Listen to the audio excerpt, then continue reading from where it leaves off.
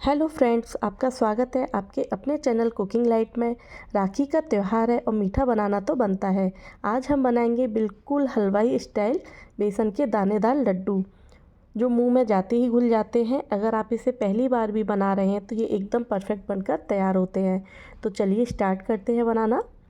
तो यहाँ बेसन के लड्डू बनाने के लिए लिया है 2 कप बेसन, यानी 250 ग्राम बेसन लिया है। 1 कप तगाड़ लिया है।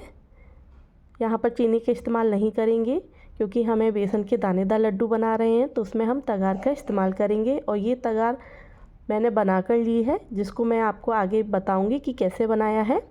और लिया है 1 कप घी, यानी करीब 150 ग्राम घी लिया है। अब हम तगार बनाने के लिए एक पैन में लेंगे 1 कप चीनी, और उसी कप से हम 1/3 कप पानी इसमें डाल देंगे।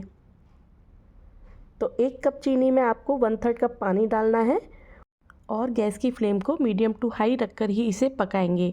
क्या होता है ना, किसी किसी जगह पर मार्केट में तगार मिलती नहीं है, तब हमें इसे इस तरीके से बनाकर तैयार कर सकते हैं। ये बहुत ही कम समय में बनकर भी तैयार हो जाती है और इसे बनाने में 5 से 6 मिनट का ही समय लगता है। और बेसन के दानेदार लड्डू बनाने में तगार का ही यूज किया जाता है। तो चीनी पानी में पूरी तरीके से घुल चुकी है। हम इसे थोड़ी थोड़ी देर में चलाते जा रहे हैं। हमें चाशनी को एकदम वाइट करना है और इसे जमने वाली कंसिस्टेंसी तक पकाएंगे।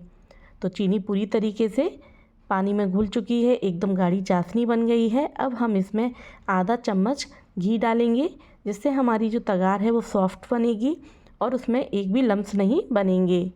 तो घी को चाशनी में अच्छे से मेल्ट हो जाने देंगे और इसे 2 से 3 बार इस तरीके से चलाते जाएंगे। चाशनी पक गई है। अब गैस की फ्लेम को बंद कर देंगे और इसे गैस से हटाकर इस तरीके से कंटिन्यूसली चलाते जाएंगे। यहाँ हमें इसे बिल्कुल भी चलाना नहीं छोड़ना है, इसे लगातार चलाते जाएंगे। जैसे जैसे चाशनी ठंडी होती जाएगी, चाशनी एकदम ड्राई होती जाएगी, आप इसे लगातार चलाते रहिएगा इस तरीके से। अगर तगार में डेले पड़ जाते हैं तो घबराने की बिल्कुल भी ज़रूरत नहीं है। आप डेलों को फोड़कर मोटी छलनी से छान लीजिएगा। तो देखिए, इसमें एकदम छोटे छोटे से थोड़े से डेले हैं, तो मैं उनको इस तरीके से उनको फोड़ती चली जा रही हूँ।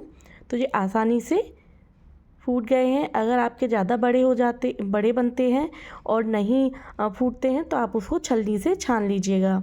तो देखिए, एकदम परफेक्ट तगार बनकर तैयार हो गई है। इसे लड्डू में डालने से लड्डू का टेस्ट एंड टेक्सचर बहुत ही बढ़िया आता है। अगर आपके पास ये रेडीमेड नहीं है तो आप इस तरीके से बनाकर लड्डू में ज़रूर डालिएगा। अब कढ़ाई में घी डालेंगे। यहाँ पर घी पूरा एक साथ नहीं डालेंगे, 4 से 5 चम्मच बचा लेंगे, जब आगे ज़रूरत पड़ेगी तब डालेंगे। तो यहाँ पर बेसन के परफेक्ट दानेदार लड्डू बनाने हैं तो पहली टिप ये है कि आप जिस भी कढ़ाई में बेसन को भूनें, वो कढ़ाई आप मोटे तले वाली ही लें। ऐसा करने से बेसन हमारा अच्छे से भुनता है, बिल्कुल भी नहीं जलता। हम इसे यहाँ पर लगातार चलाते हुए भूनेंगे। अगर आपको ऐसा लगे कि बेसन में गुठले पड़ गए हैं, तो आप उसे इस तरीके से दबाते हुए चलाएं, तो बेसन में बिल्कुल भी गुठले नहीं पड़ते हैं। यहाँ हम बेसन को लो फ्लेम पर ही भूनेंगे। बेसन को बिल्कुल भी मीडियम या हाई फ्लेम पर नहीं भूनना है, क्योंकि अगर हम बेसन को मीडियम या हाई फ्लेम पर भूनेंगे तो बेसन कहीं से तो सिक जाता है और कहीं से कच्चा रह जाता है, जिससे जब लड्डू खाते हैं तो एकदम लड्डू कच्चा कच्चा लगता है। तो बेसन को हमें लो फ्लेम पर तब तक भूनना है जब तक कि बेसन का कलर थोड़ा सा डार्क नहीं हो जाता और उसमें से अच्छी सी खुशबू नहीं आने लगती। तो इस तरीके से बेसन को चलाते हुए लो फ्लेम पर भूनना है। बेसन में मुझे थोड़ा सा घी कम लग रहा है, बेसन थोड़ा सा सूखा लग रहा है। अब हम इसमें थोड़ा सा घी और डाल देते हैं और जो घी बचा है उसको एक साइड में हटाकर रख देते हैं। अगर बाद में लगेगा कि बेसन सूखा है, तब हम इसमें घी और डाल देंगे। और यहाँ पर इसे इसी तरीके से लगातार चलाते हुए लो फ्लेम पर इसे भूनेंगे। यहाँ पर हमें बिल्कुल भी हड़बड़ी नहीं करनी है बेसन को भूनने में, और गैस की फ्लेम को बिल्कुल भी मीडियम या हाई पर रखकर इसे नहीं भूनना है। अगर मीडियम या हाई पर रखकर इसे भूनेंगे तो ये कहीं से तो अच्छे से भुनेगा और कहीं से कच्चा रह जाएगा, और जब लड्डू बनेंगे तो खाने में बिल्कुल भी अच्छे नहीं लगेंगे। तो इसको बहुत ही पेशेंस के साथ आराम से एकदम लो फ्लेम पर भूनिएगा। इसको भूनने में कम से कम 14 से 15 मिनट लग जाते हैं। ये देखिए बेसन का कलर चेंज हो गया है, ये एकदम परफेक्ट भून गया है और इसमें से बहुत ही बढ़िया खुशबू आ रही है। तो ये एकदम परफेक्ट भूनकर तैयार हो गया है बेसन। तो जब बेसन पूरी तरीके से भुन जाए तब हम इसमें पानी के छींटे मारेंगे। पानी के छींटे मैं यहाँ पर इसलिए मार रही हूँ क्योंकि ये मैंने बारीक वाला बेसन लिया था, तो इसमें हम दाने बनाएंगे। अगर आपने मोटा वाला बेसन लिया है तो उसमें पहले से ही दाने रहते हैं, तो आपको उसमें पानी के छींटे मारने की कोई भी ज़रूरत नहीं है। तो यहाँ पर पानी के छींटे मारने के लिए एक कटोरी में मैंने 3 से 4 चम्मच पानी लिया है, उसमें आधा चम्मच हल्दी पाउडर को मिक्स कर दिया है। और इसको मैं क्या करूँगी, इसमें 1 चम्मच और फिर आधा चम्मच मतलब 1.5 चम्मच इसमें छींटा मार दूँगी पानी का। हल्दी पाउडर डालने से लड्डू का कलर बहुत ही बढ़िया आता है, इसलिए मैंने हल्दी मिक्स की है पानी में। और पानी डालने के बाद हम इसे थोड़ा और भून लेते हैं, जिससे क्या होगा, पानी तो ख़त्म हो जाएगा लेकिन बेसन में दाने बने रहते हैं। तो बेसन हमारा एकदम परफेक्ट भुन गया है। अब हम गैस की फ्लेम को बंद कर देंगे और बेसन को लगातार चलाते रहेंगे, क्योंकि कढ़ाई बहुत गर्म है। अगर हम इसे चलाना छोड़ देंगे तो क्या होगा, जो बेसन है नीचे कढ़ाई के तले में वो डार्क हो जाएगा और जब हम इसे मिलाएंगे तो सारे लड्डू डार्क हो जाएंगे। अब बेसन को एक परात या किसी भी बर्तन में निकाल लेंगे, जिससे वो जल्दी से ठंडा हो जाए।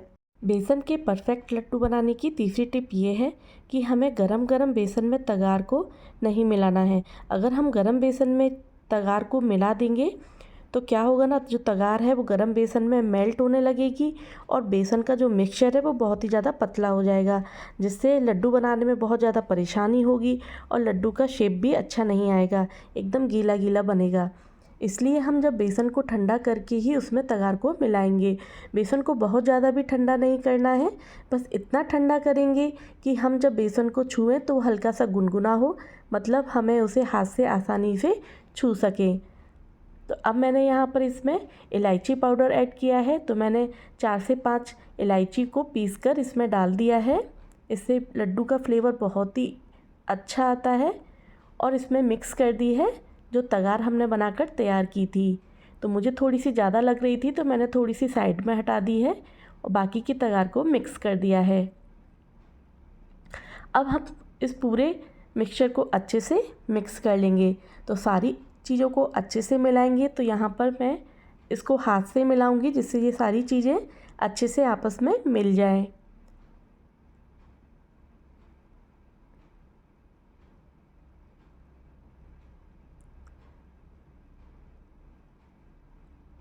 तो लड्डू बनाने के लिए हमारा मिश्रण तैयार हो गया है। अब इस मिक्सचर को लेंगे और इसको इस तरीके से हाथों से दबाते हुए बाइंड करेंगे और इसको गोल गोल घुमाते हुए हम इसे लड्डू का शेप देंगे। तो आपको जिस भी साइज़ के लड्डू पसंद हो, छोटे बड़े, आप उस साइज़ के लड्डू बना सकते हैं। तो आप इस तरीके से इसे घुमाते हुए और दबाते हुए इस तरीके से शेप दीजिए, तो ये एकदम परफेक्ट लड्डू बनकर तैयार होता है।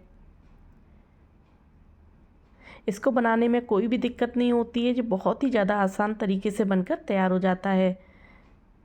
तो देखा आपने कितना सिंपल है इस बेसन के लड्डू को बनाना, कितना शाइनी और कितना परफेक्ट लड्डू बनकर तैयार हुआ है, जो खाने में बहुत ही ज़्यादा स्वादिष्ट बनकर तैयार हुआ था। तो इस तरीके से हम सारे लड्डुओं को बनाकर तैयार कर लेंगे।